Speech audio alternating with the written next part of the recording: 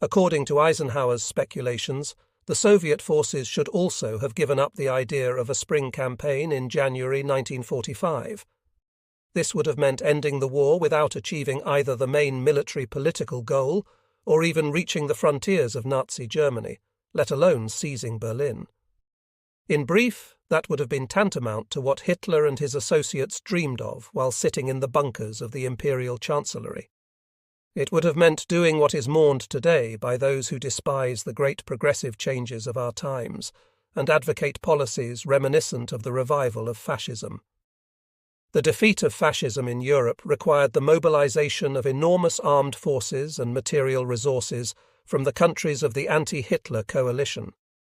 The solution to this vital task revealed mutual understanding and a shared desire to bring the struggle against fascism to a victorious conclusion. No one can deny that the Soviet Union bore the main brunt of the fight against fascist armed forces. It was the most bitter, bloody, and difficult of all the wars our people had ever fought. More than 20 million Soviet citizens perished in that war.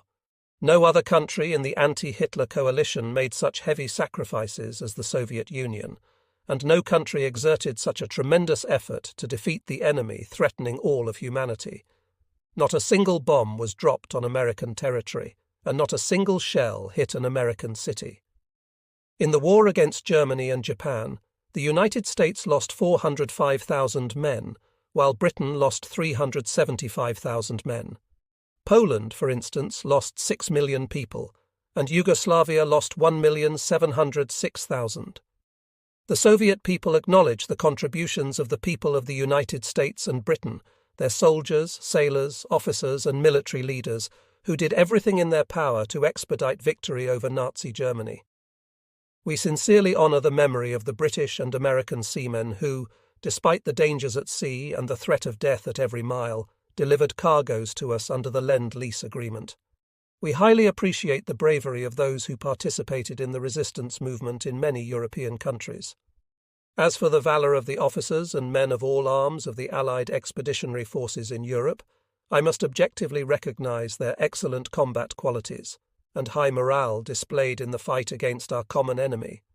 It was no accident that when our troops and those of the Allies met on the Elbe and in other areas, they sincerely congratulated one another on their victory over Nazi Germany, expressing their hopes for post-war friendship. The war unleashed by the Nazi rulers also cost the German people dearly.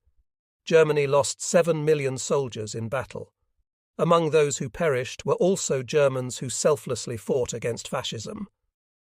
The Communist Party of Germany was always at the forefront of the anti-fascist forces, and more than 300,000 communists died in Nazi torture chambers.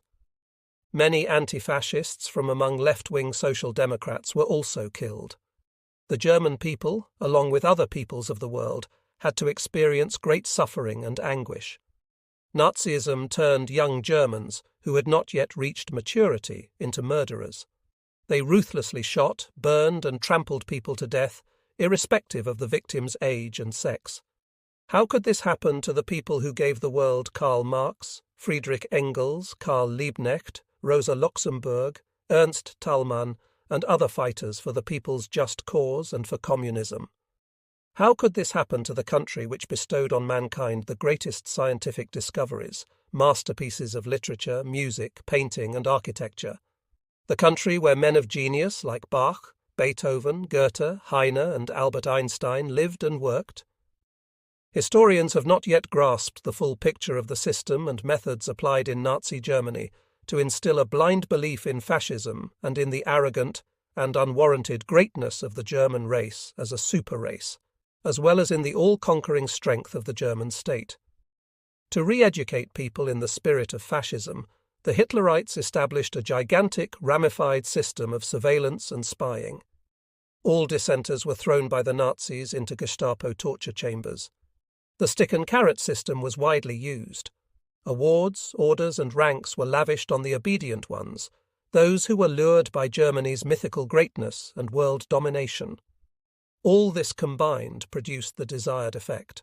Stupefied by the speeches of their Nazi ringleaders, including Hitler himself, and elated by the easy victories over European countries, the Nazis obediently set out to conquer and annihilate until they were stopped in their tracks by the Soviet armed forces, inspired by the justest of all ideals in the world, the freedom of their motherland and the equality and independence of all the peoples on earth.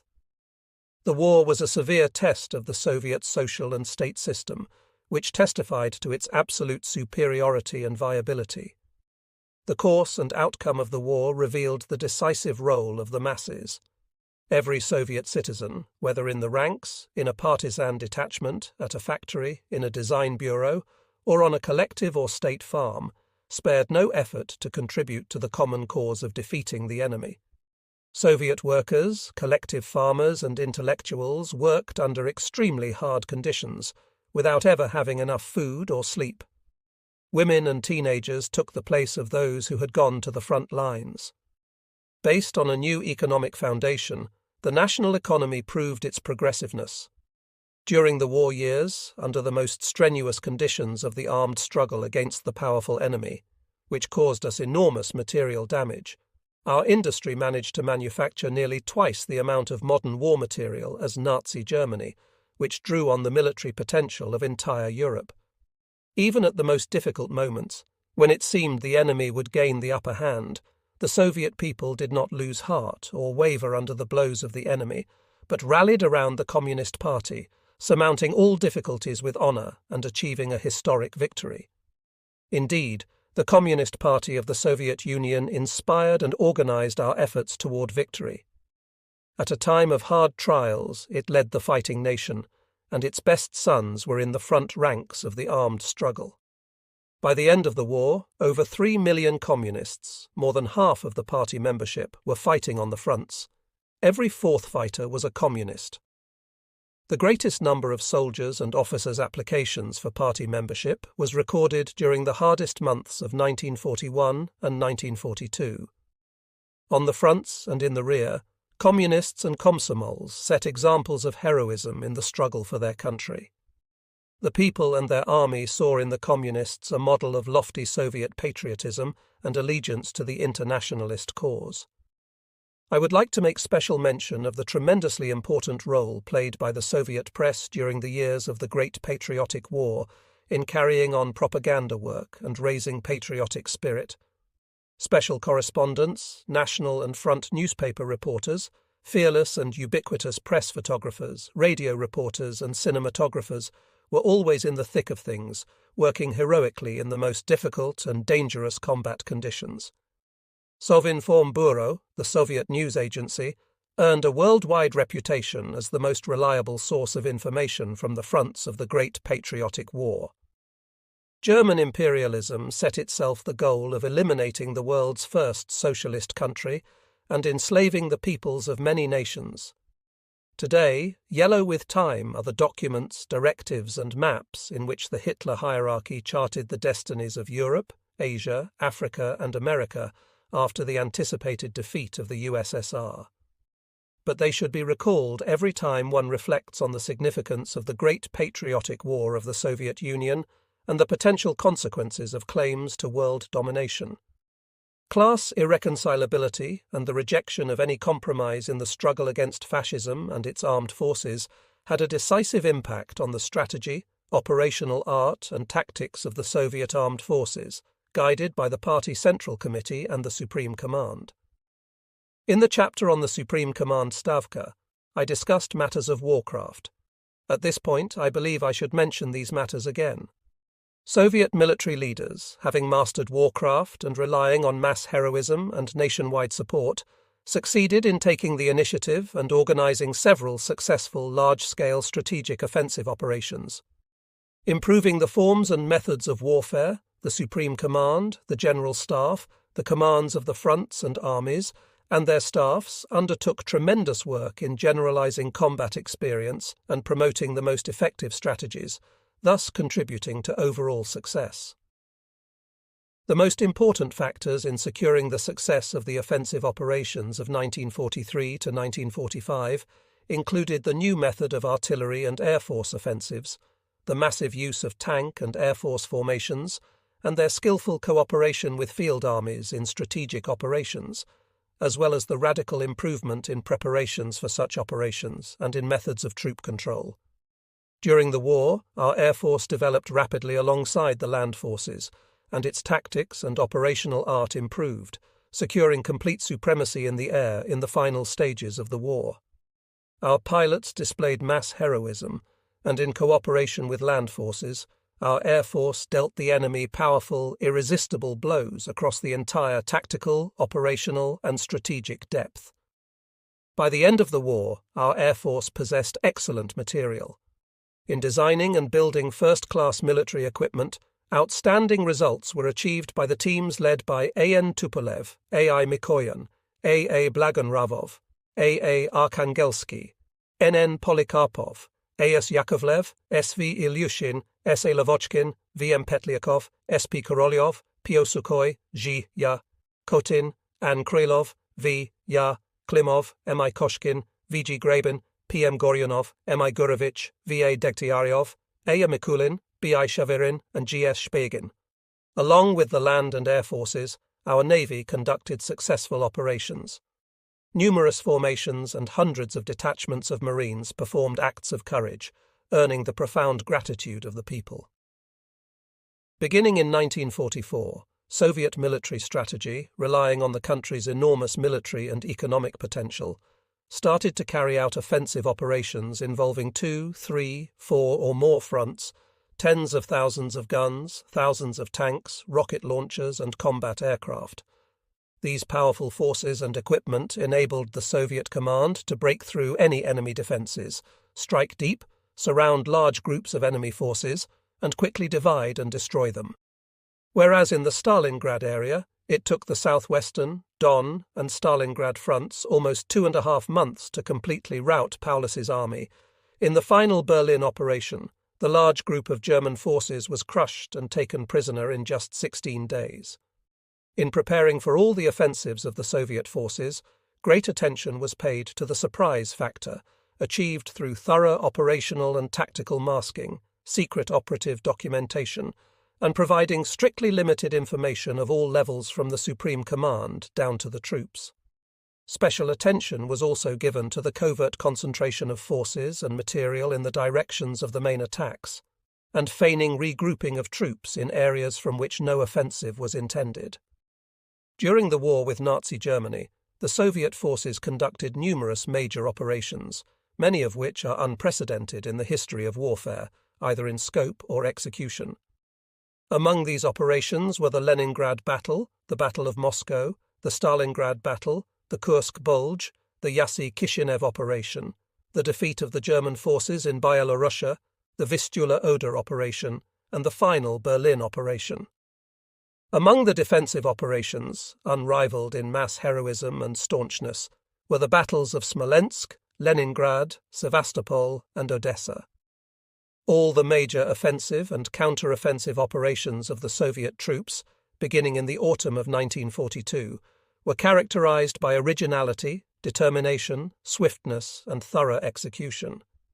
Battles and operations continued almost without a break throughout the year.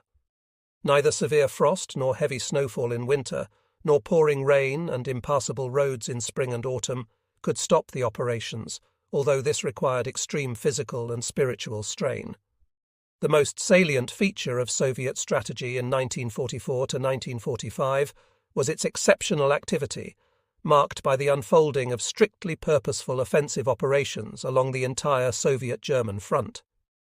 Whereas during the first and partly the second period of the war, the Soviet troops more often than not assumed the offensive, or rather counter-offensive, only after the German troops had exhausted their own offensive ability, the campaigns at the final stage of the war began straight away, with powerful offensives by our troops against well-prepared enemy defences. This simultaneity and continuity of major offensives in several directions during 1944 to 1945 were possible due to the further shift of the balance of forces in favour of the Soviet troops and the shortening of the length of the Soviet-German front. This method of carrying on a strategic offensive was extremely effective, as it always deprived the enemy of the freedom of manoeuvre. The strategic offensive operations greatly varied in form. The most characteristic of them were operations aimed at surrounding and destroying large groups of opposing enemy forces by dealing blows in converging directions, pushing the enemy to the sea, and delivering smashing blows aimed at splitting the enemy forces and destroying them piecemeal. Operations aimed at surrounding the enemy proved to be the most effective form of strategic offensive operation. The most propitious conditions for initiating such an operation were provided by our troops taking an advantageous position to envelop the enemy group. Throughout the war, the Soviet troops showed exceptional skill and boldness when operating at night. This type of military action, regarded as operation in special conditions before the war, became quite ordinary during the conflict. Night operations were carried out on an especially wide scale during 1943 to 1945, when our troops were engaged in the biggest offensive operations. As a rule, the enemy forces avoided acting at night, and when forced to do so, they lacked initiative. Since 1943, encounter battles gained special importance. The experience of the war showed that in encounter actions, the victorious side is the one which had prepared for that type of action in good time. It is particularly important to remember that under any circumstances, it is necessary to be ahead of the enemy even at the very first encounter, in the seizure of vantage lines, in deployment, in opening fire, outflanking, and swiftly attacking the enemy. The nature of encounter operations demanded of the commanders unfettered and bold initiative and constant readiness to assume responsibility for reasonable fighting activity. The success of our offensive was bolstered by the heroic actions of the Soviet partisan forces, who continually harassed the enemy for over 3 years, destroying enemy communications and terrorizing his rear. When the Soviet troops reached Poland, Czechoslovakia, Romania, Bulgaria, Yugoslavia, and Hungary, they were greatly helped by the patriots of those countries who fought against the Hitlerite invaders under the leadership of their communist and socialist parties. According to incomplete figures, 260,000 People's Avengers fought in organized partisan detachments in the enemy-occupied territory of the Russian Federation, 220,000 in Ukraine, and 374,000 in Byelorussia. The enemy command was, in fact, forced to set up a second front in his own rear to fight the partisans, thus engaging considerable forces. That factor seriously impacted the general condition of the German front and, in the long run, the outcome of the war. I would like to recall the outstanding leaders of underground party organizations and commanders of partisan detachments and formations, who did all in their power fighting the enemy in close cooperation with our regular troops, V.A. Begma, P.P. Vershigora, S.Ya, Vershinin, P.K. Ponomarenko, T.R. Strokach, A.F. Fyodorov, S.S. Belchenko, M. Guseinzadeh, F.A. Baranov, S.A. Kovpak, I.R. Kozlov, Six Kozlov, S.V. Rudnev, K.S. Zaslonov, Ann Saburov, M. Sumauskas, D.N. Medvedev, M.I. Naumov, and P.Z. Kalinin. Great service to our country was done by the Frontier Guards. They were the first to engage the German forces and did everything in their power to thwart Hitler's blitzkrieg plan, under which the Frontier Guards were to be crushed within 1 or 2 hours after the invasion. The Frontier Guards fought staunchly along the borders against the numerically superior enemy forces, and later, together with the Red Army, heroically defended every inch of Soviet territory. In the Battle of Moscow, a number of border regiments, former Frontier Guards detachments, fought to the end along with the Red Army forces on the Volokolamsk, Mozhaisk, Narofominsk, and Malo-Yaroslavets sectors. During the battle at the Kursk Bulge, a brilliant performance was shown by the 70th Army, manned by Frontier Guards from the Soviet Far East, Central Asia, and Transbaikal area. The Frontier Guards also performed important tasks in the enemy's rear, eliminating its administration and disrupting communications. Throughout the war, they guarded the Red Army rear and successfully warded off the penetration of every kind of Nazi agents and saboteurs. We could always be sure of success wherever Border Guards units and formations were fighting. In modern warfare, efficient troop control at all levels is of great importance. This encompasses a wide range of military political, moral, material, and psychological factors, constituting the most important integral part of military science and the art of warfare. In the pre-war years, Soviet military science failed to make a sufficiently profound study of this extremely important problem. In the course of the war, all of us had to master the science and practice of controlling troops. In this matter, the Soviet command was in a less favorable position than the Nazi command, which, by the beginning of the aggression against the Soviet Union, had already gained sufficient experience in warcraft. As our armed forces gained general superiority over the Nazi troops, our skill in controlling troops and managing the materiel also improved. In the middle of May 1945, the Supreme Commander ordered me to come to Moscow. I knew nothing about the reason for the summons, and I didn't think it proper to inquire, nor is it the custom for military men to do so. I went to Antonov at the General Staff right away. I learned from him that the State Defense Committee was then considering problems relating to our new commitments to the United States and Britain, the Soviet Union's entry into the war against Japan. At that time, the General Staff was engaged in planning the forthcoming operations of our land, air, and naval forces in the Far East. From the General Staff, I phoned Stalin to report my arrival. I was told to appear at the Kremlin at 8 p.m.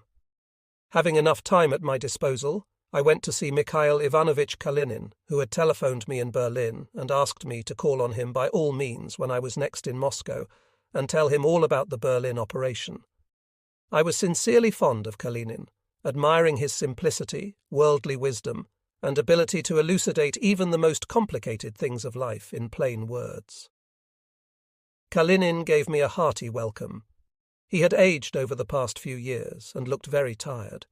Despite his advanced years, he had several times visited the fighting troops, meeting officers and men, and always had a ready word of inspiration or comfort for all of them. He asked me how Berlin had been captured, how life in Germany was being normalized, and how things were getting on in the German Communist Party, a great number of whose members had been brutally killed by the Nazis. After my talk with Kalinin, I went to Stalin's office where, besides the members of the State Defense Committee, I saw the People's Commissar for the Navy N.G. Kuznetsov, A.I. Antonov, Chief of the Red Army Logistics A.V. Krylev, and several generals who were in charge of organizational matters at the General Staff. Antonov was reporting on the General Staff's blueprint for the transfer of troops and materiel to the Far East and their concentration on future fronts. According to the General Staff's draft plan, the entire preparation for the campaign against Japan would require about 3 months. Then Stalin asked, "Don't you think we should celebrate the defeat of Nazi Germany with a victory parade in Moscow and invite the most distinguished heroes from among the soldiers, sergeants, petty officers, and generals?" Everybody enthusiastically supported the idea and immediately started making practical suggestions. At that time, we did not discuss the question of who would take the salute at the parade and who would command it. However, each of us felt that the victory parade should be reviewed by the Supreme Commander-in-Chief. There and then, Antonov was charged with drawing up the blueprint for the parade and preparing a draft directive. The next day, all the papers were presented to Stalin and approved by him. It was suggested that the Karelian, Leningrad, 1st Baltic, 1st, 2nd and 3rd, Byelorussian 1st, 2nd, 3rd and 4th Ukrainian fronts, the Navy and the Air Force should be invited to send to the parade 1 combined regiment each. These regiments were to include heroes of the Soviet Union, holders of the Orders of Glory, famed snipers, and other outstanding award holders from all ranks of the armed forces. The combined regiments, composed of men from different fronts, would march through Red Square as a demonstration of the unity of all fronts. The preparation of the parade was under the control of the Supreme Commander. The commander of the Moscow garrison, who was the commander of the parade, the commander of the regiments, and the commander of the column were also selected by the Supreme Commander. I am proud to say that the Soviet armed forces displayed exemplary unity during the preparation for the parade, and succeeded in organizing all the necessary preparations within the shortest possible time. Our forces displayed an outstanding sense of responsibility, thoroughness, and meticulousness. On the eve of the parade, soldiers from the regiments of the various fronts marched through Red Square to the place of execution, where the coffin of the unknown soldier lay. On the day of the parade, the Red Army soldiers marched through Red Square, where one could hear the hearts of thousands of war-weary soldiers beating in unison. After the parade, I had to go to the General Staff to discuss the organisation of our operations in the Far East and the concentration of our forces there. All this required the most profound scrutiny, for our command had to take into account the experience gained during the Berlin operation, where we had amassed powerful strike groups. During our discussions, we had to take into account the new offensive possibilities of the Red Army and the need to strike the Japanese forces with the utmost speed and decisiveness to prevent their regrouping and encirclement. With regard to the landing on the islands, it was obvious that an operation of that kind would be more complicated and required greater preparations. Therefore, the General Staff proposed to first concentrate forces and then seize the offensive. The General Staff formulated the following directive. It was necessary to carry out strategic operations in the Far East by rapidly concentrating forces in order to strike a sudden blow against the enemy. Simultaneously, preparations were made to maintain the front. There were many speeches honouring the party, which had rallied the Soviet people in the struggle against the enemy and organised the armed forces to rout the enemy, honouring the Soviet armed forces that had accomplished the rout of Nazi Germany, honouring prominent men of science, technology, industry, agriculture and the arts, who had ensured the material and spiritual strength of our armed forces in the struggle against a powerful, experienced and ferocious enemy, honouring the great Soviet people. Long after returning to their regular duties, the participants in the Victory Parade remained under the impression of that memorable event.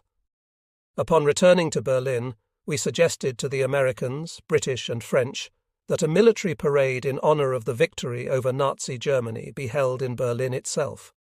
Sometime later, we received their consent. It was decided to hold the parade of Soviet and Allied troops in September in the area of the Reichstag and the Brandenburg Gate, the scene of the final battles when the Soviet troops stormed Berlin on May 1st and 2, 1945. By common agreement, the salute was to be taken by the commanders-in-chief of the Soviet, US, British and French forces. All arms of the land forces participated in the Berlin parade. It was decided not to call in the air forces and navies as they were at considerable distances away from Berlin. The appointed date was approaching. The Soviet troops carried out thorough preparation. We sought to invite to this parade primarily those soldiers, NCOs, officers and generals who had displayed particular gallantry in the storming of Berlin, and particularly its main strongholds of resistance, the Reichstag and the Imperial Chancellery. Everything was going on according to our agreement with the Allies. But on the very eve of the parade, we were suddenly informed that for a number of reasons, the commanders-in-chief of the Allied forces could not come to Berlin for the Victory Parade and had authorized their generals to attend. I immediately put a telephone call through to Stalin. He heard my report and said, "They want to belittle the political importance of the parade of troops of the anti-Hitler coalition countries. Just wait. They'll be up to something else next. Ignore the refusal of the Allies and take the salute yourself, all the more so, as we have more rights to do it than they." The parade of troops in Berlin was held on September 7, 1945, exactly at the appointed time. Participating were the Soviet troops that had stormed Berlin and American, British and French troops stationed in Berlin to carry out occupation duties in the western sectors of Berlin set aside for them. After reviewing the troops drawn up for the march past, I made a speech noting the historic merits of the Soviet forces and the Allied expeditionary forces. The Soviet infantry, tanks and artillery marched in impeccable order. A particularly memorable impression was made by our tanks and self-propelled artillery. Among the Allied troops, the best drilled were the British. About 20,000 Berliners gathered to see the parade. It was a ceremony symbolizing the victory of the anti-Hitler coalition over the bloodthirsty fascist aggression. Around May 20th, 1945, Poskrebyshev called me at my home late in the evening and told me to come to the Kremlin. With Stalin in his office were Molotov and Voroshilov. After mutual greetings, Stalin said, "While we have disarmed all the officers and men of the German army and placed them in prisoner-of-war camps, The British are keeping the German troops in a state of combat readiness and establishing cooperation with them. To this day, the staffs of the German forces, headed by their former commanders, are enjoying complete freedom and, on Montgomery's instructions, are collecting and putting in order the arms and materiel of the troops. I think, Stalin continued, the British seek to retain the German troops so that they can be used later. But that is an outright violation of the agreement between the heads of government on the immediate disbandment of all German forces. Turning to Molotov, Stalin added, "We must speed up the departure of our delegation to the Control Commission, and it must firmly demand of the Allies the arrest of all members of the Donitz government and German generals and officers." "The Soviet delegation is leaving for Flensburg tomorrow," replied Molotov. "Now that President Roosevelt is dead, Churchill will quickly come to terms with Truman," remarked Stalin. "American forces are still in Thuringia, and so far they don't seem to have any intention of withdrawing to their own occupation zone," I said. "According to the information we have, the Americans are hunting for the latest patents, searching for and sending prominent German scientists over to America. They are pursuing the same policy in other European countries. I have already written to Eisenhower about this, asking him to speed up the withdrawal of American troops from Thuringia. He replied that he was going to come to Berlin one of these days to establish personal contact with me and discuss all problems.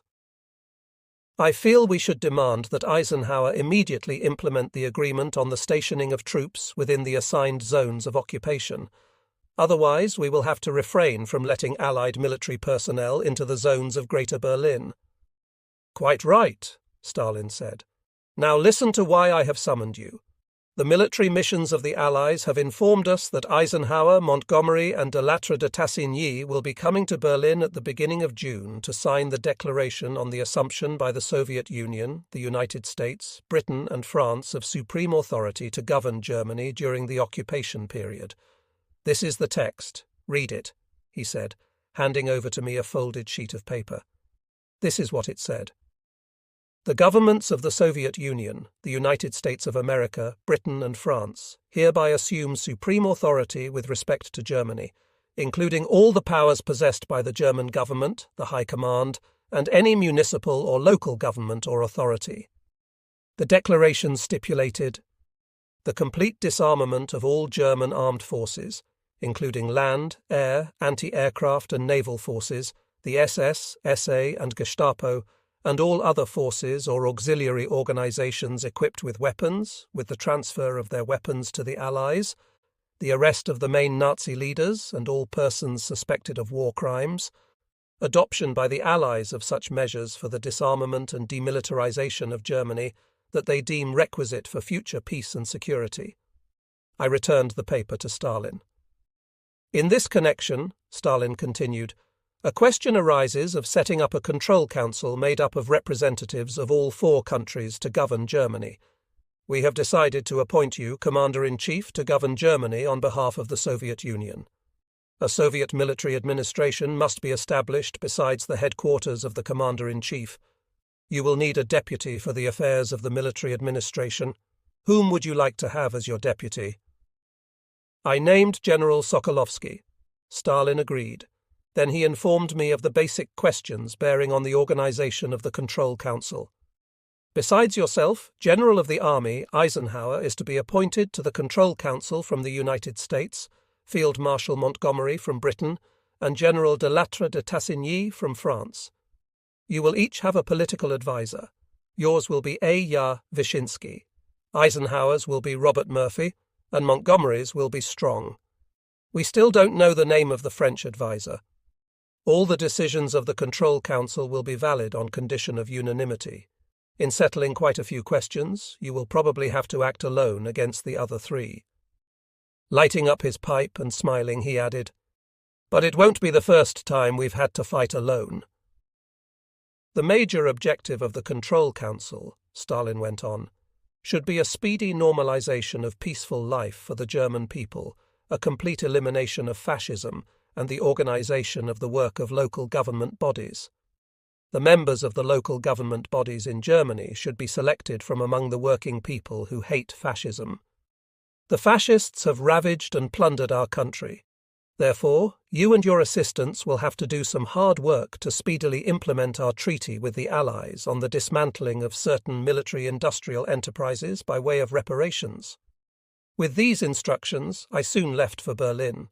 The day after my arrival, I was visited by General Eisenhower with his numerous retinue, among whom was General Spaatz, Chief of the U.S. Strategic Air Command. We received General Eisenhower at the front headquarters in Wendenschloss. Present at the meeting was Wyszynski. We greeted each other like soldiers, and I may say in a friendly way. Taking both my hands in his, Eisenhower looked me over for a long time, then said, "So that's what you're like." Shaking his hand heartily, I thanked him on behalf of the Allied forces who had fought together with us against fascism, and noted with satisfaction that, during the years of the war against Nazi Germany, fruitful cooperation developed between our armies and peoples.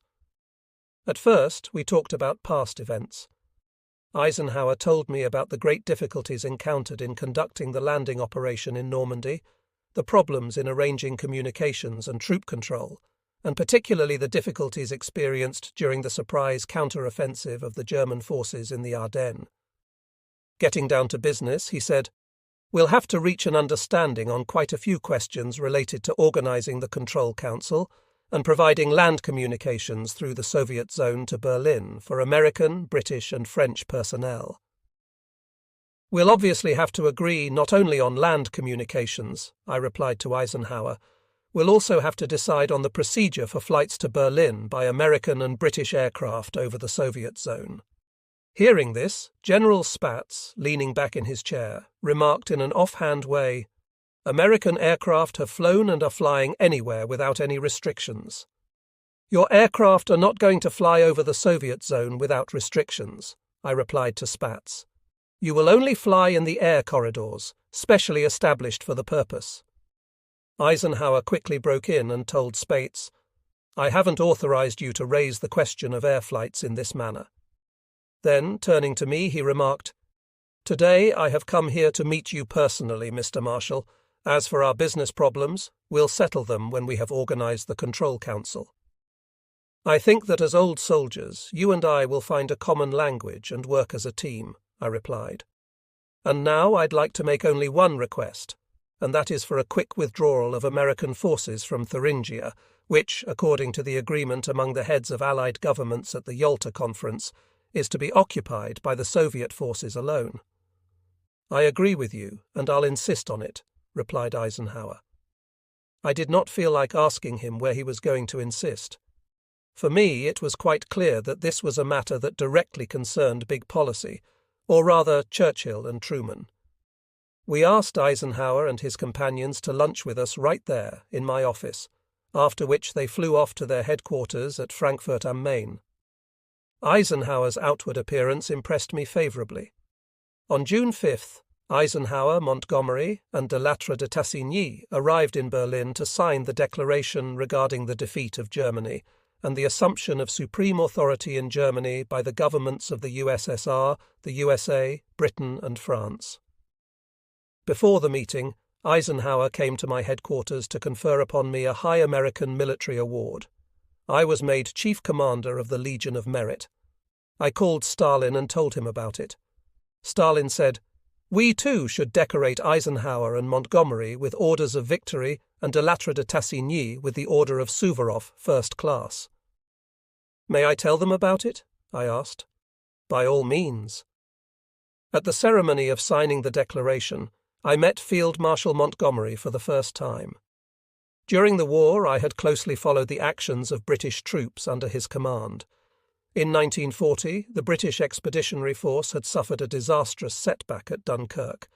Later, British troops under Montgomery's command had routed the German corps under General Rommel at El Alamein. Montgomery had skillfully commanded the Allied forces during their crossing of the English Channel, landing in Normandy, and their advance up to the Seine. Montgomery was above medium height, very agile, smart in a soldierly way, and produced an impression of a lively and intelligent person. He began talking about the operation at El Alamein and at Stalingrad. In his opinion, the two operations were of equal significance. I did not want to belittle the merits of the British troops, but still I was obliged to explain to him that the El Alamein operation was carried out on an army scale. While at Stalingrad, the operation involved a group of fronts and was of large-scale strategic importance. It resulted in the rout of a major grouping of German and their allies' forces in the area of the Volga and the Don, and subsequently in the North Caucasus. It is common knowledge that it was an operation that signalled a radical turning point in the war and triggered the driving of the German forces out of our country.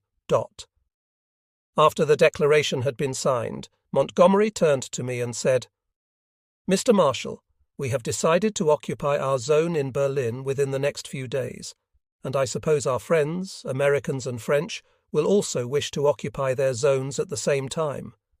So I'd like to reach an understanding with you right away on establishing communication routes for our occupation units in Berlin." Before settling the matter of the routes by which the British and American units will move to Berlin, I replied, "it will be necessary to move all Allied troops to the areas in Germany which have been assigned by the Yalta Conference. Therefore, only after American troops have left Thuringia and British Wittenberg could I agree to the passage of the Allied troops to Berlin and the stationing of Allied personnel of the administrative bodies of the Control Council." Montgomery was about to object when Eisenhower quickly interfered. "Don't argue, Monty. Marshal Zhukov is right. You'd better get out of Wittenberg as soon as possible, and we from Thuringia." "All right," Montgomery gave in. "We won't argue now. Instead, let's have our picture taken to remember our first meeting. I have a very good photographer with me." When the photographer had finally used all his film, I announced to all three Allied commanders the Soviet government's decision to confer on them the highest Soviet military decorations. In reply to my question about where and when I could present the awards, Eisenhower and Montgomery invited me to come to Frankfurt am Main on June 10th. Having seen off my future colleagues at the Control Council, I telephoned Stalin and told him of Montgomery's claim and the stand taken by Eisenhower. With a laugh, Stalin said, "We ought to invite Eisenhower to Moscow sometime. I want to meet him." On June 10th, by prior arrangement, we flew to Eisenhower's headquarters at Frankfurt am Main. We were welcomed by a big guard of honor of American troops, who favorably impressed me by their excellent bearing. In the ceremony that followed, Eisenhower and Montgomery, along with a group of American and British officers, were presented with Soviet decorations. This was followed by an air display by the American and British air forces, which involved several hundred aircraft.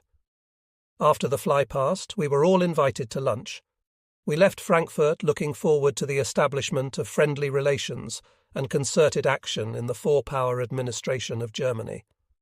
Eisenhower's headquarters was located in the huge premises of the IG Farbenindustrie chemical concern, which remained intact during the heavy bombing by the Allies that had left the city of Frankfurt in ruins. It should be noted that in other parts of Germany too, property belonging to IG Farbenindustrie also remained intact, although they presented excellent targets for air raids.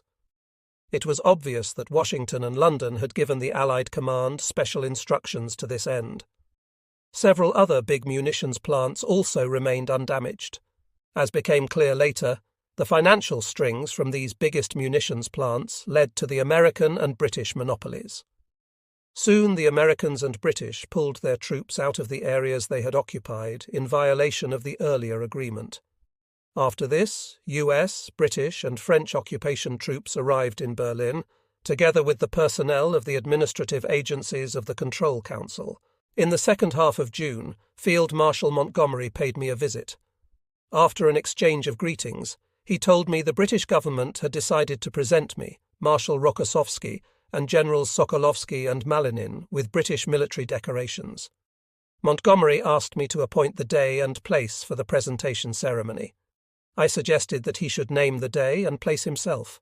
With great tact, Field Marshal Montgomery said, "The Soviet troops dealt the coup de main at the Brandenburg Gate, where they hoisted the red flag over the Reichstag. I believe this is the right place to present you with the British decorations honouring the merits of the Soviet troops you commanded. At the appointed day and hour, Rokossovsky, Sokolovsky, Malinin, and I arrived at the Brandenburg Gate, where we were ceremoniously welcomed by a guard of honour of British guardsmen and a large group of generals and officers. The actual ceremony took place outside the Reichstag. I was awarded the GCB, Rokossovsky the KCB, Sokolovsky and Malinin the OBE that night. Field Marshal Montgomery gave a reception at his residence, which was attended by many of our generals and officers. I have mentioned these decoration ceremonies because, in the past, some newspapers published rather inaccurate accounts of them. At the beginning, the Control Council and all its bodies functioned without any particular friction.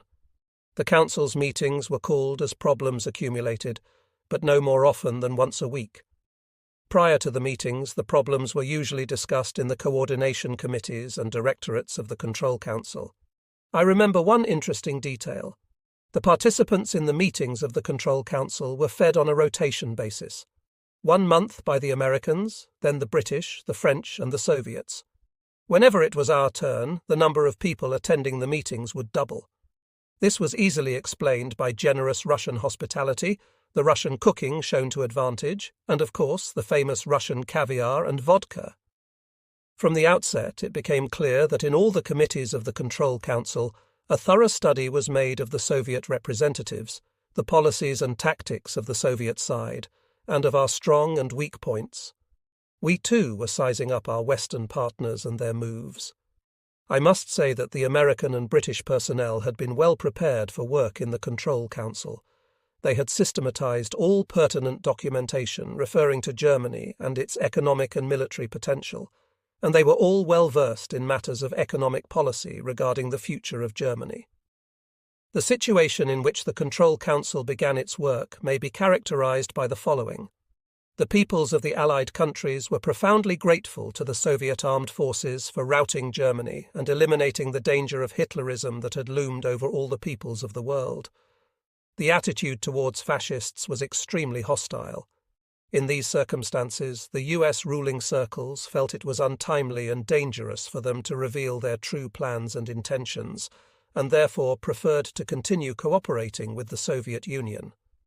Moreover, just as the British ruling quarters, they were interested in the USSR participating in the war against Japan, and they were looking forward eagerly to our entry into it.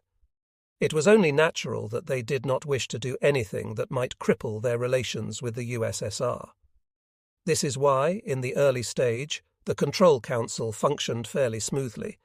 Yet, as a matter of fact, the US, British and French representatives were far from sincere. In their zones of occupation, the decisions of the Yalta Conference and of the Control Council were carried out lopsidedly, often as a mere formality, or at times were simply sabotaged. This applies to the decision on Germany's demilitarization as well. Neither in the economic, nor the political, nor the military fields was this decision fully implemented. At the very start of our work at the Control Council, we came to an understanding with Eisenhower to send a group of Soviet officers from the intelligence division of the front headquarters to the American zone to interrogate the major war criminals. There were more of them in that zone than in any other, including Goering, Ribbentrop, Kaltenbrunner, Field Marshal Keitel, Colonel General Jodl, and other no less important figures of the Third Reich. However, obviously acting on special instructions, the Americans did not permit our officers to question all the war criminals. In fact, only a few were interrogated, and those did their best to throw off the scent, seeking to accuse Hitler alone of all the crimes perpetrated against humanity, and thus shun confessing their own guilt. The records of the interrogations confirmed that there had been some backstage negotiations between the Nazis and the US and British intelligence about the possibility of a separate peace. Further on, in the course of the Control Council's work, it became more and more difficult for us to reach an understanding with the Americans and the British. Our colleagues in the Control Council opposed our proposals concerning the implementation of various clauses of the declaration regarding the defeat of Germany, which had been agreed upon and signed at the Conference of Heads of Government. Soon afterwards, we received reliable information that during the final campaign of the war against Nazi Germany, Churchill telegraphed to Field Marshal Montgomery directing him to be careful in collecting German arms, to stack them so that they could easily be issued again to the German soldiers whom we should have to work with if the Soviet advance continued. At the next Control Council meeting, we had to make a sharply worded statement on this subject, emphasizing that history knew few examples of such perfidy and betrayal of Allied commitments and duty.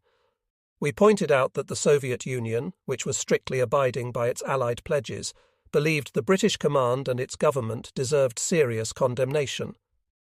Montgomery made an attempt to reject the Soviet accusation. His American colleague, General Clay, kept silent. He obviously knew about the British Premier's directive. Subsequently, addressing his constituents at Woodford, Churchill acknowledged that when the Germans were giving themselves up by hundreds of thousands, he did send that secret order to Field Marshal Montgomery. Some time after, Montgomery himself confirmed he had received the telegram. As is known, during the war, the Nazis deported millions of Soviet people to Germany to use for forced labour or throw them into concentration camps. In the eastern part of Germany, we did our best to return all those released to their homes, which throughout the grim years of imprisonment they had all been yearning for. But large numbers of Soviet people and war prisoners were in the zones occupied by our allies. Naturally, we began insisting on their transfer to our zone for their return to the Soviet Union. I brought this matter up with Eisenhower. He met our request with understanding, and we did bring a considerable number of our people out of the American and subsequently British zones. But then we received reliable information that the Americans and British were brainwashing the Soviet citizens and war prisoners, persuading them to refuse to go home. Efforts were made to induce them to stay in the West, where they were promised well-paid jobs and all kinds of comforts. Slander of the Soviet Union and intimidation were brought into play, as is usually done in such cases. At our meetings with Eisenhower and his deputy, General Clay, we strongly protested against this anti-Soviet propaganda effort among Soviet people.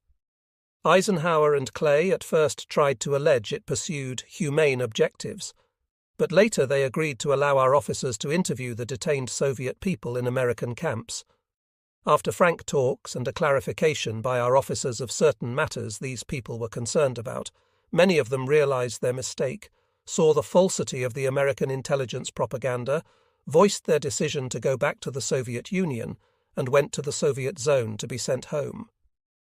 Towards the end of May 1945, Stalin warned me that Harry Hopkins, a special confidant of the US president, wanted to meet me as he would pass through Berlin.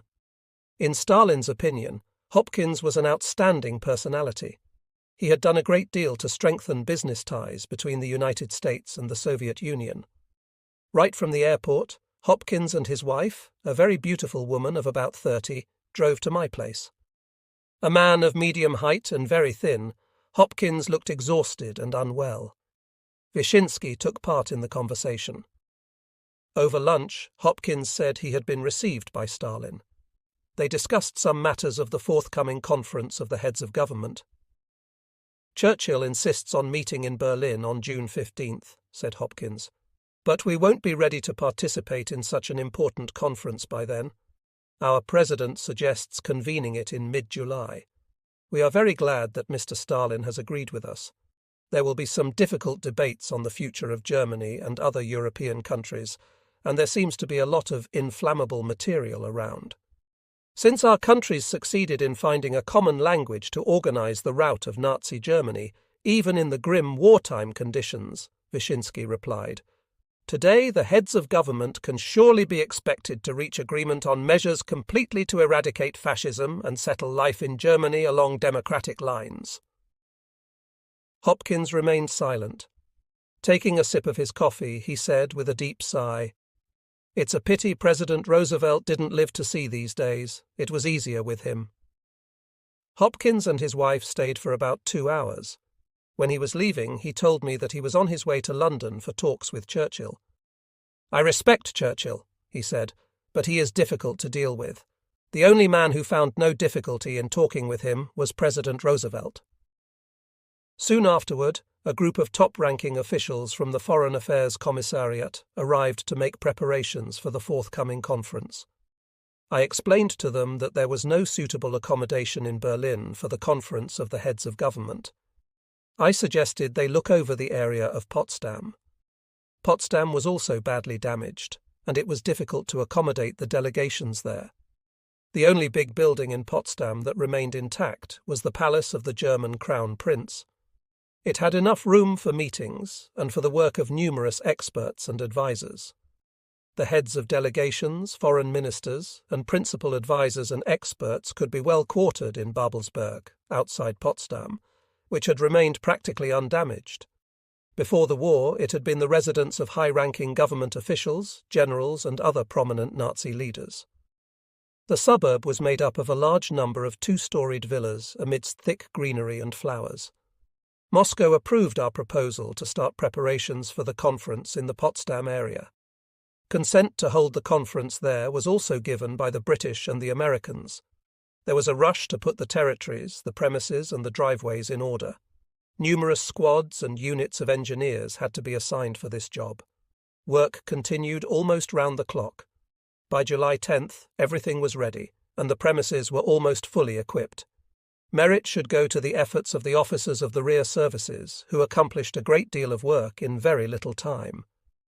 A particularly hard task fell to the chief of the quartermaster's division, Colonel G.D. Kosogliad. Inside the palace itself, 36 rooms and a conference hall with 3 separate entrances were given a major repair.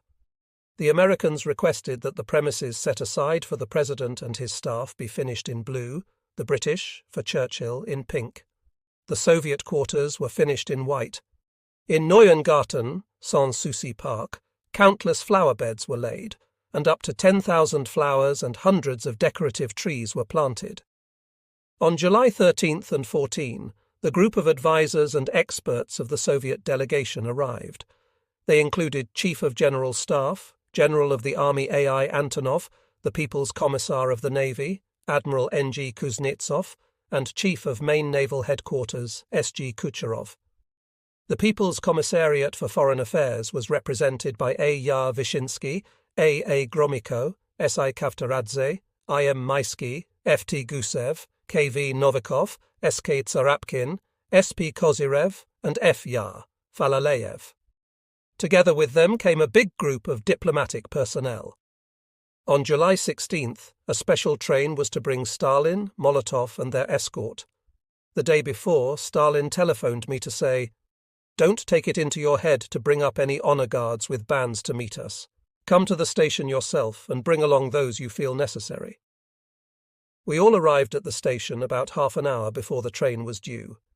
In the group were Vyshinsky, Antonov, Kuznetsov, Telegin, Sokolovsky, Malinin, and other officials. I met Stalin outside his coach. He was in a good mood, walked up to the welcoming party, and greeted them with a curt wave of his hand. Having glanced over the station square, he slowly got into the car, then, reopening the door, invited me in beside him. On the way, Stalin asked me if everything was ready for the opening of the conference. Stalin inspected the villa placed at his disposal, and asked who it had belonged to before. He was told it had belonged to General Ludendorff. Stalin never liked any lavishness. After he had inspected the quarters, he asked for some of the furniture to be removed. Stalin then asked where I, Chief of General Staff Antonov, and the other military men who had come from Moscow would be. "Right here, at Babelsberg," I answered. After lunch, I reported on the basic problems bearing on the group of Soviet occupation forces in Germany, and described the last meeting of the Control Council, where, just as before, we were having our biggest difficulties in reaching an understanding with the British side. On the same day, the government delegations of Britain, headed by Prime Minister Winston Churchill, and of the USA, headed by President Harry Truman, arrived. Right away there was a meeting of foreign ministers, while Prime Minister Churchill and President Truman visited Stalin. The next morning, Stalin paid return visits on them. The Potsdam Conference was not just another meeting of the leaders of the 3 great powers. It was also a triumph of the policy that culminated in the complete defeat and unconditional surrender of Nazi Germany. The Soviet delegation arrived in Potsdam firmly resolved to achieve agreement on a policy to settle post-war problems in the interests of peace and security of the peoples, and to establish conditions that would rule out any revival of German militarism. In considering these top priority problems, the participants in the conference were bound by the decisions previously adopted at the Yalta Conference of the Big Three. The Soviet delegation once again succeeded in frustrating the designs of the reactionary forces and imparting a more concrete character to the plans for the democratization and demilitarization of Germany as a major condition for peace.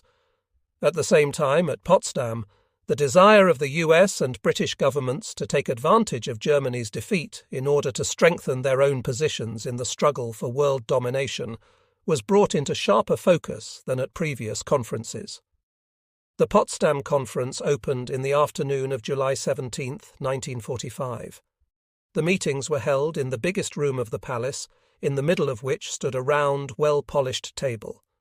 It is an interesting point that we were unable to find a round table of the size we needed in Berlin.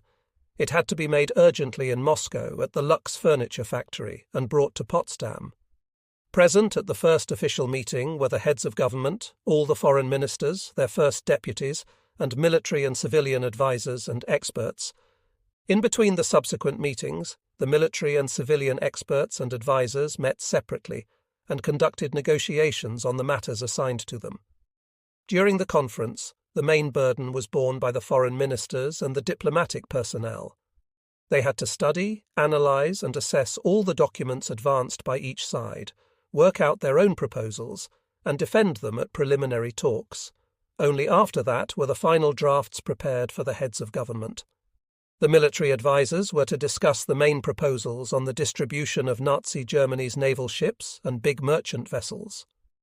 On these questions, preliminary talks were conducted with British and American seamen by our admirals, headed by Admiral of the Fleet Kuznetsov. The American and British sides kept dragging out these talks.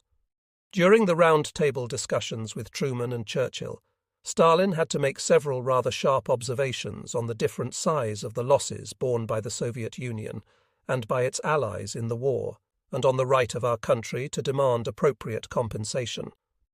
The first stage of the conference proceeded in a strained atmosphere. The Soviet delegation came up against a united front and a preconcerted stand taken by the US and Britain. The principal matter discussed at the conference was that of post-war settlement in European countries, and mainly the rearrangement of Germany along democratic lines. Prior to the Potsdam Conference, the German question was considered by the European Consultative Commission, the International Reparation Commission, and also discussed in great detail at the Yalta Conference. As is known, debate on the German question began at the Tehran Conference. In keeping with the previously proclaimed Allied policy for the unconditional surrender of Nazi Germany, the heads of government were unanimous with respect to the demilitarization and denazification of Germany, the complete disarmament and dissolution of the Wehrmacht, the liquidation of the Nazi Party and all its branches, the arrest and trial of the major war criminals by the International Military Tribunal, and the strict punishment of all war criminals. The decisions adopted by the Potsdam Conference provided for the banning of the production of any kind of weapons by Germany. The conference reached agreement on the political and economic principles of a coordinated Allied policy towards Germany during the period of Allied control. After the conference, we received an extract from the decisions which stated in part, "German militarism and Nazism will be extirpated, and the Allies will take in agreement together, now and in the future, the other measures necessary to assure that Germany will never again threaten her neighbours or world peace." The text of the agreement by which the Soviet side was guided in the Control Council for Germany said the following: A. Political principles. 1.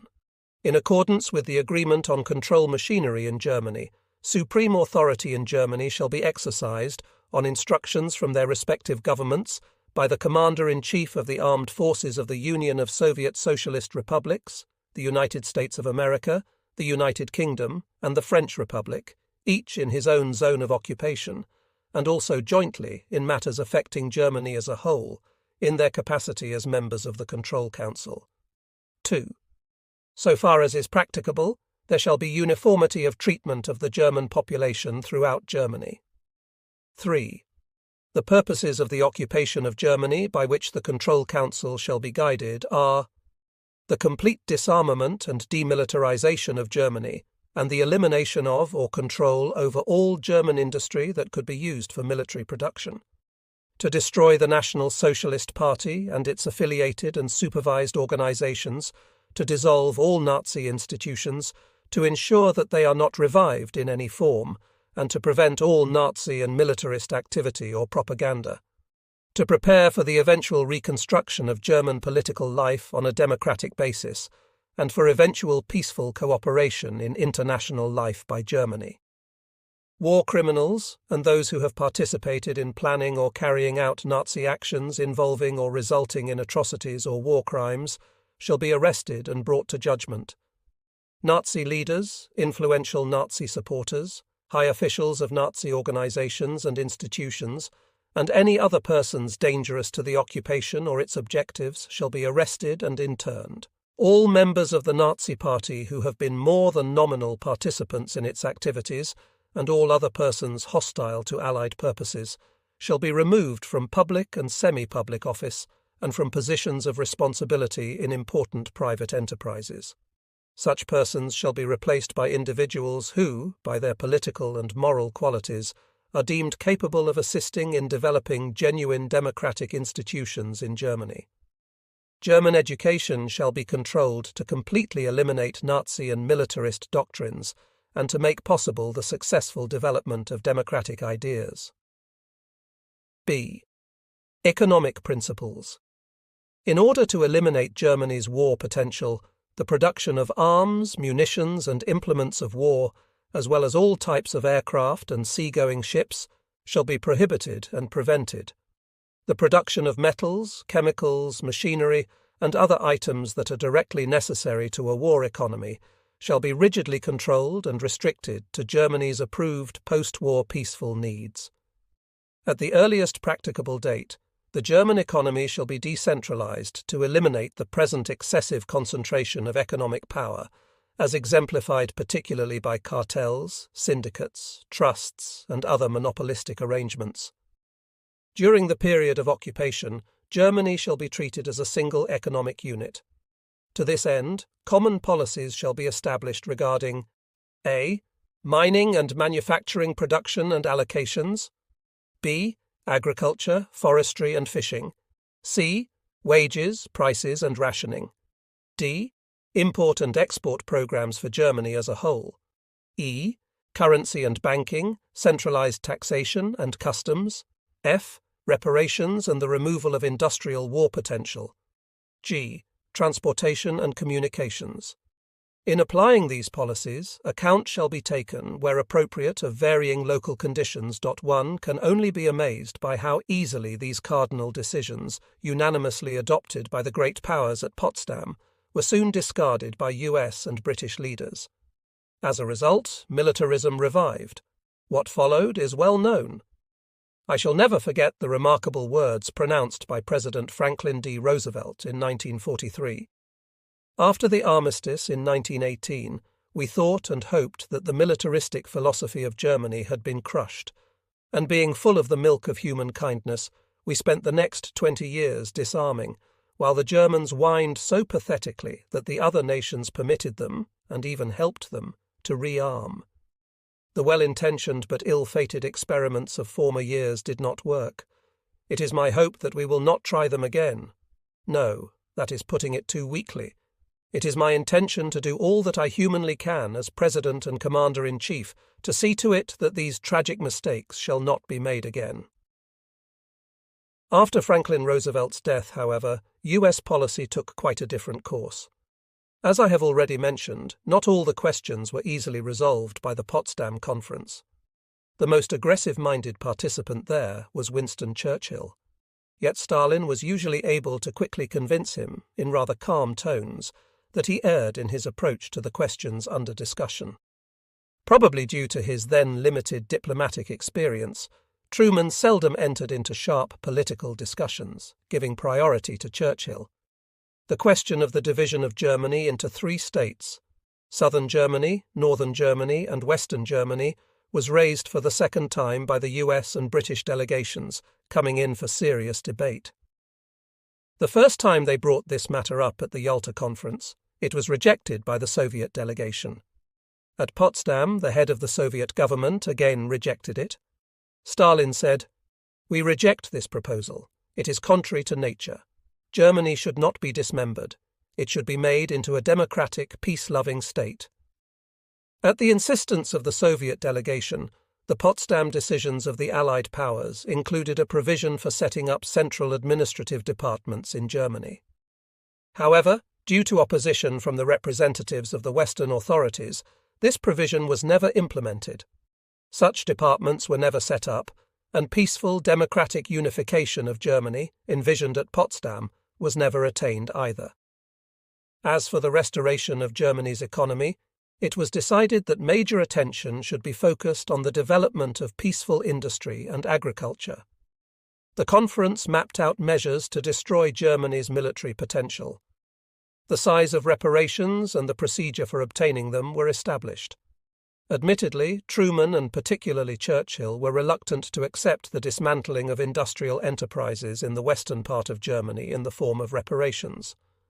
Finally, however, they did agree, although with all kinds of reservations, to assign part of the equipment of the war plants in the western zones for this purpose.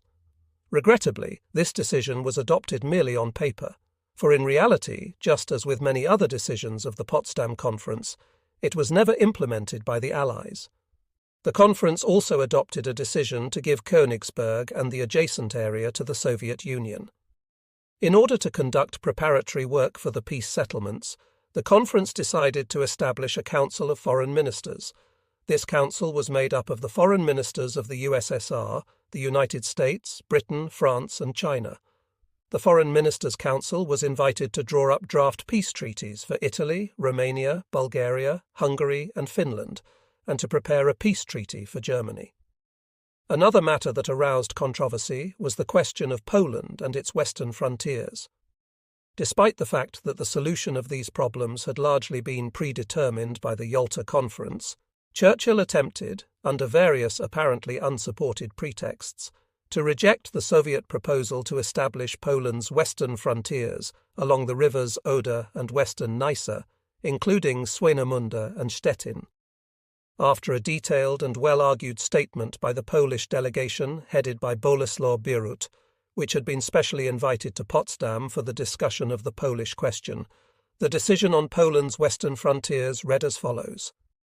Pending the final determination of the frontiers in a peace treaty, Poland shall be given territories east of a line running from the Baltic Sea immediately west of Swinemünde, and thence along the Oder and the western Neisse to the Czechoslovak frontier. The British delegation kept insisting that the Polish People's Government should undertake the repayment of all loans provided by Britain to the Polish émigré government of Tomasz Arciszewski, who had fled to London in 1939. The Soviet and Polish delegations resolutely rejected these British claims. At the same time, an agreement was reached on the cessation by the United States and Britain of diplomatic relations with the former Polish government, in exile, in London. Having examined and settled several other important issues, the conference ended on August 2nd. The Soviet Union's victory over Nazi Germany was so overwhelming that the ruling quarters in the United States and Britain were compelled to adopt concerted agreements. This ensured the success of the Potsdam Conference. On the whole, the decisions of this high forum show that the democratic principles of the post-war settlement in the world triumphed. A decisive role in this belonged to the Soviet Union, which during the war vigorously promoted the setting up of the anti-fascist coalition. I do not recall the exact date, but after the end of one of the conference meetings, Truman informed Stalin that the United States now possessed a bomb of exceptional power, without, however, naming it the atomic bomb. As was later reported abroad, at that moment Churchill pinned his eyes on Stalin's face, eager to observe his reaction. However, Stalin did not betray his feelings and pretended he saw nothing special in what Truman had said. Both Churchill and many other British and American commentators subsequently surmised that Stalin had probably failed to fathom the significance of the information received. In actual fact, upon returning to his quarters after this meeting, Stalin told Molotov about his conversation with Truman. Molotov reacted immediately. "They are trying to bid up." Stalin laughed. "Let them. I'll have to talk it over with Kurchatov today and get him to speed things up." I understood they were talking about the development of the atomic bomb. It was clear already then that the US government was going to use the atomic bomb to reach its imperialist goals from a position of strength. This was corroborated on August 6th and 9, when, without any military need whatsoever, the Americans dropped 2 atomic bombs on the peaceful and densely populated Japanese cities of Nagasaki and Hiroshima. Just as the commanders-in-chief of the American and British forces, I was not an official member of the delegation, but I attended several meetings of the Potsdam Conference. I must say that Stalin was extremely scrupulous regarding the slightest attempt by the US and British delegations to take decisions to the detriment of Poland, Czechoslovakia, Hungary, and the German people. He had particularly sharp controversy with Churchill, both at the conference itself and during their private talks. It should be emphasized that Churchill obviously held Stalin in high esteem, and I felt feared to enter into debate with him. In all his arguments with Churchill, Stalin was always extremely specific and logical. Shortly before his departure from Potsdam, Churchill gave a reception at his villa. Those invited from the Soviet Union were Stalin, Molotov, Antonov, and myself. Present from the United States were President Truman, Secretary of State James Burns, Chief of Staff of the U.S. Army General Marshall. From the British side, there were Field Marshal Alexander, Chief of General Staff Field Marshal Sir Alan Brooke, and others. Before the Potsdam Conference, I had met Churchill once in Moscow, but only fleetingly, and I never had a chance to talk with him. At the reception, he gave me a good deal of his time, questioning me about various battles. He was interested in my assessment of the high command of the British Armed Forces and my opinion on the operations carried out by the Allied Expeditionary Force in West Germany. He was obviously pleased with my praise of the Normandy landing. "But I have to disappoint you, Mr. Churchill," I added. "In what way?" Churchill asked, on alert at once. "I believe several serious blunders were made after the Allied landing in Normandy, and if it were not for the mistake in appraising the situation made by the German command, the Allied advance after the landing might have been held up considerably." Churchill made no objections. It was obviously not in his interest to delve deeply into the matter.